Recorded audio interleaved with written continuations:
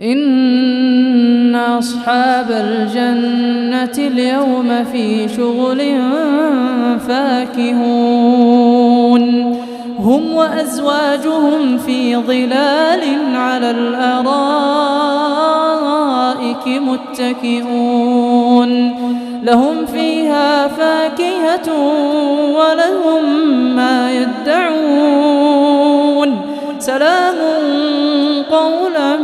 من رب رحيم وامتازوا اليوم أيها المجرمون ألم أعهد إليكم يا بني آدم ألا تعبدوا الشيطان إنه لكم عدو مبين وأن اعبدوني هذا صراط مستقيم ولقد أضل منكم جبلا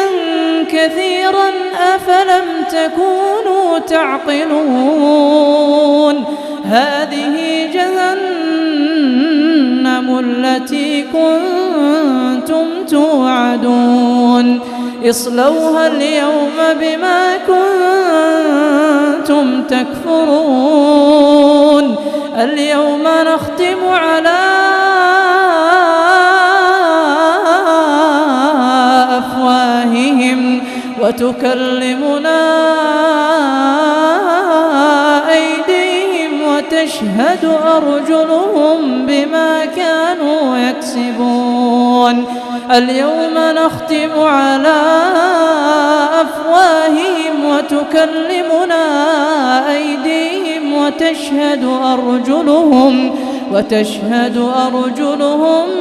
بما كانوا يكسبون ولو نشاء لطمسنا على أعينهم فاستبقوا الصراط فأنى يبصرون ولو نشاء لمسخناهم على مكانتهم فما استطاعوا مضيا ولا يرجعون ومن نعمره ننكسه في الخلق أفلا يعقلون وما علمناه الشعر وما ينبغي له إن هو إلا ذكر وقرآن مبين لينذر من كان حيا ويحق القول على الكافرين.